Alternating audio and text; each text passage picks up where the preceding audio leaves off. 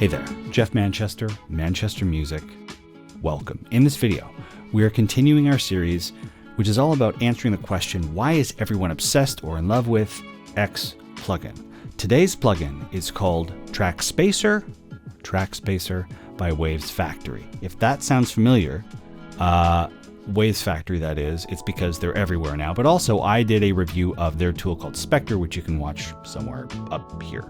Now, before we get started, as ever, if you're not subscribed, please subscribe and hit the bell, because that way you'll be notified when I do new videos, which go up every Monday, and you can kind of stay informed, grow the base. I get new stuff.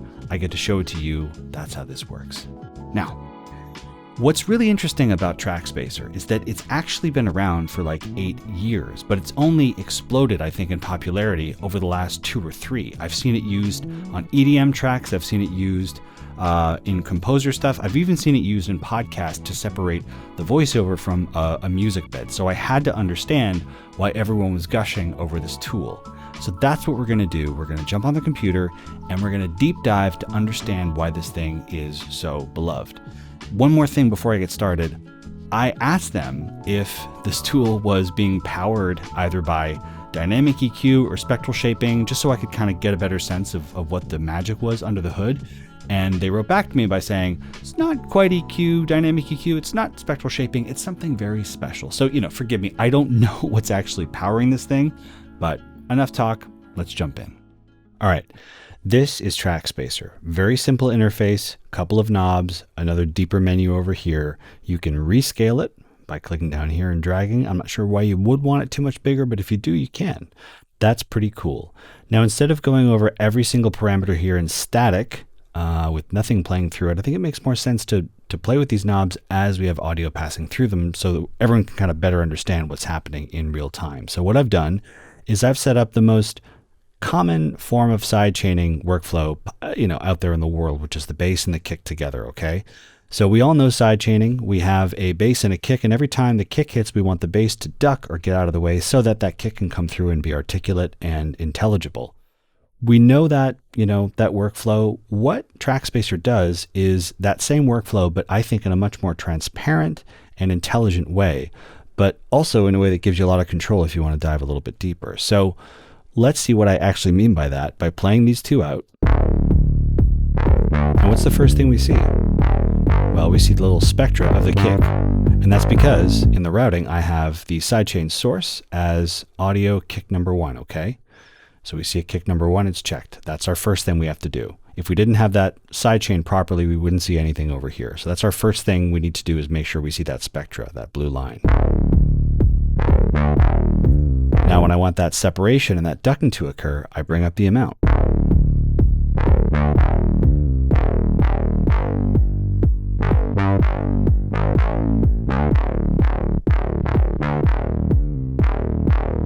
Now, this white line represents the negative gain being introduced at this specific frequency level based on the information it's receiving from the sidechain source, which is the kick. And if I go to extremes, a lot of pumping, right? A lot of ducking. Bring it back down. Pretty cool. So at a very basic level, that's what Trackspacer is doing. It's making space for something else to come in and poke through, except it's not happening with compression. It's not happening necessarily with multiband EQ. It's spectral shaping plus dynamic EQ. It's something really, unique and original. And that's how easy it is to use. But it doesn't stop there. One thing you'll notice when I mute this kick and turn this guy down, is that there's some articulate stuff happening in the highs and upper mids of the bass. That's snarl.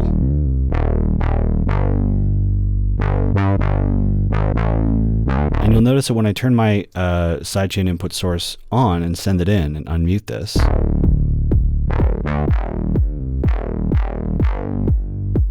some of that snarl is getting reduced by negative gain because some of the upper frequencies of the kick are triggering the effect such that, some of that snarl is being taken off in the upper mids and highs. So I can protect those areas from being affected by the sidechain source by employing this high cut. So watch what happens and listen too.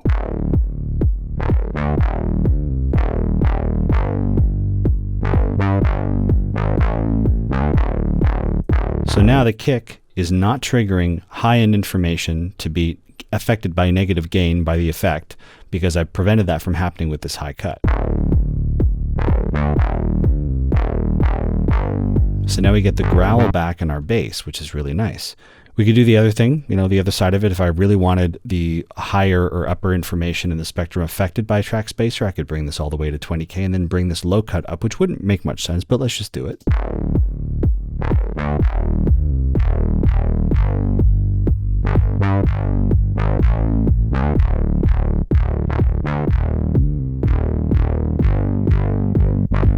So there you go. A lot more of our low end on the bass is coming in, but the kick's low end isn't really poking through, but we're getting an interesting pumping effect nonetheless. Now, we know what the amount does. We know what the low end high cut do. What about freeze? Well, freeze is if you decide, I don't want dynamic EQ happening. I want a static, reduction, static scoop, and I'm going to hit freeze, and it's just going to statically impose an EQ curve. It's not going to move or change, but I can scale it with the amount if that's what you want. So watch how it works. So there. I can increase or decrease it by amount. Or I could disengage this and try again and try to capture a different static kind of scoop. There.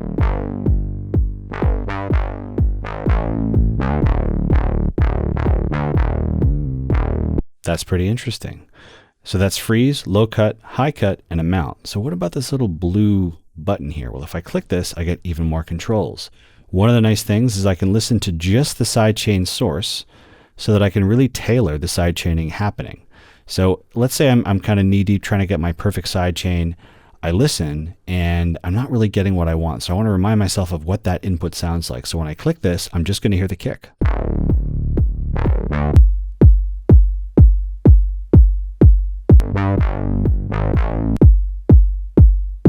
And I can also tailor my high and low cut, and it's going to be affected, and I can hear that happening in real time.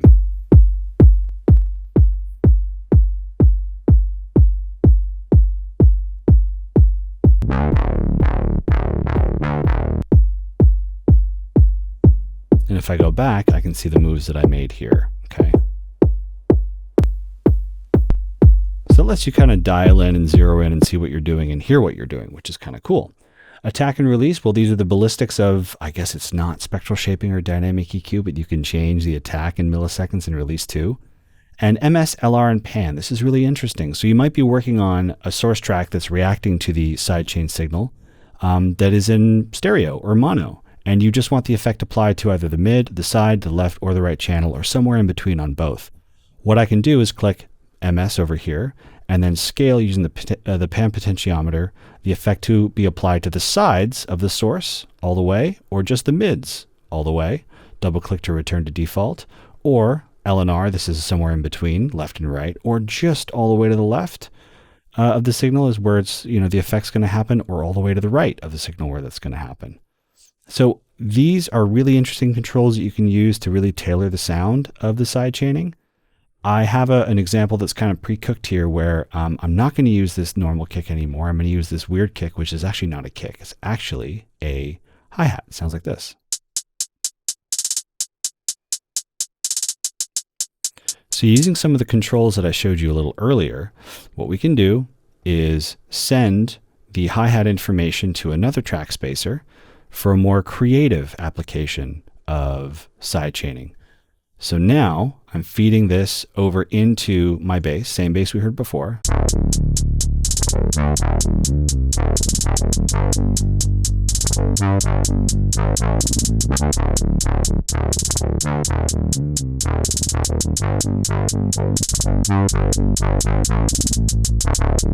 going to make the attack and release really quick.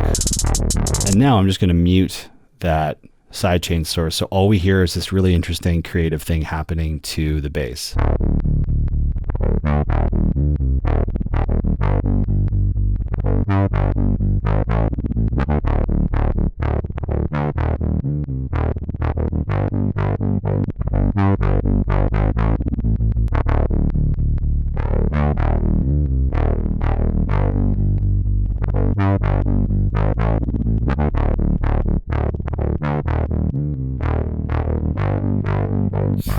Sounds pretty wild if you're listening with headphones, but I just wanted to show you this. This is a trick that people do, is they'll feed something in and then they'll mute it, and it'll be like a ghost kick or something that's affecting,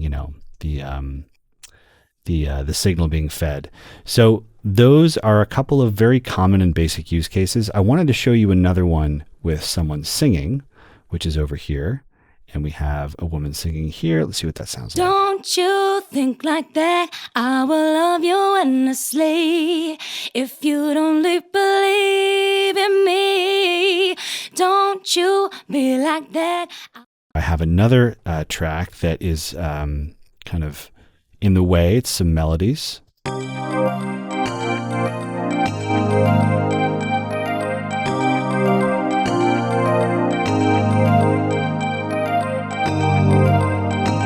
Play them together. Don't you think like that? I will love you endlessly. If you don't believe in me, don't you be like that. I will love you forever. If you don't you think. So here's what's really cool. So, I mean, this is where these extra controls come in and why they're really helpful. So we have a melodic loop, which is, I believe, stereo. Yeah, it's stereo. So I only want the vocal, I want the effect of the sidechain to happen in the middle of the melodic loop on the mid side. So what I can do is go click mid right here, bring this all the way over here to mid. So I know the effect is going to be applied there. Make sure that my sidechain source is this female vocal, which is right here. I should have named it something a little cleaner. And then bring the amount up and see if I'm getting that kind of scoopage I want. Don't you think like that? I will love you endlessly. If you don't believe in me, don't you be like that. So we're getting a little bit of pumping. What I'm going to do is bring my low and high cut up, because I really, we can see from the spectra, sorry to keep pausing this, that the blue stuff, which is the vocal, is really only happening in the mid. So let me protect some of this piano melody from being affected and, ducked. Don't you think like that? I will love you endlessly. If you don't believe in me, don't you be like that. I will love you forever. If you don't you think like that, extend the loop so it doesn't cut off. Don't you think like that? I will love you endlessly. If you don't believe in me. So here's before. Don't you think like that? I will love you endlessly. If you don't believe in me. After. Don't you think like that? I will love you endlessly. If you don't believe in me, don't you be like that. I will love you forever. If you don't believe in me. So I think that's really cool. And another way that you can use this, not just kick and bass, but also, singing and something in the competing frequency range on another track. I have this other track here, which I didn't get great results with. It's this voiceover music bed. It's me talking. In this video, I'm recapping some of my favorite things that I've consumed, read, played with, experimented with, demoed over the last year. Now, these things aren't things that came out in 2021. Some of them I think might be, but since the pandemic, I've thought a lot about, I just thought it might be fun to put this on a voiceover because that was one of the use cases in the documentation. In this video, I'm recapping some of my favorite... I'm using this left and right mode here, and perhaps I should use it more mid-side on the piano because, the same thing, it's that. So let me bring that over. In this video, I'm recapping some of my favorite things that I've consumed, read, played with, experimented with, demoed over the last year. Now, these things aren't things that came out in 2021. Some of them I think might be, but since the pandemic, I've thought a lot about... So we don't really get something for nothing with this. There is still a bit of ducking and pumping. Let's go before. In this video, I'm recapping some of my favorite things that I've consumed, read... Turn it on. In this video, I'm recapping some of my favorite things that I've consumed, read, played with, experimented with, demoed over the last year. Now, these things aren't things that came out in 2021. Some of them I think might be, but since the pandemic, I've thought a lot about my craft, the whole kind of music. So this is actually one of my critiques of Trackspacer, and that's that there is, a significant amount of volume reduction when even, at ratios of 25% or even 20%. There's no real way to make that gain up without having to fiddle with other features. And the other thing that I've noticed is that it is really not conducive, I think, to organically recorded sessions. I had a whole other session prepared, guys, where I had a track I've been working on from someone who recorded, real drums and all that stuff. And I couldn't really get results I was satisfied with. But with electronic stuff where there's a clear, pronounced transient and, a lot of stuff is full frequency, then you really get your ducking and clean kind of pumping and stuff like that, where I think it works a bit more. But on acoustic instruments like snare and overheads, separating the snare from the overheads or separating vocals from guitar or right-hand piano, I wasn't as happy with my results. And I think I've gotten better results with the Soothe sidechain input, which we've seen people like Reed Stefan do. It's a very minor critique of, I think, a very capable, simple to use plugin, which is also pretty cost effective. I think it's like $70 and it's usually on sale. So anyway, why don't we see each other on the other side? That concludes this video. I'm curious to know what you guys think of Trackspacer by Waves Factory. Okay, thank you so much for watching. What did you think? Are you going to pick this up? I'll leave some links in the description so you can get a better sense of what this thing is, go to the website, all that stuff. I'm really curious, is there a tool that performs what Trackspacer does that you prefer? I know some people are using the sidechain function on Soothe. Some people like Neutron. Some people like to do everything kind of by hand and by ear and by eye. So let me know if there's something out there that's already doing Trackspacer's job, or if Trackspacer is going to be the next kind of toolkit in your arsenal. Thanks so much for watching, and I will see you in the next one.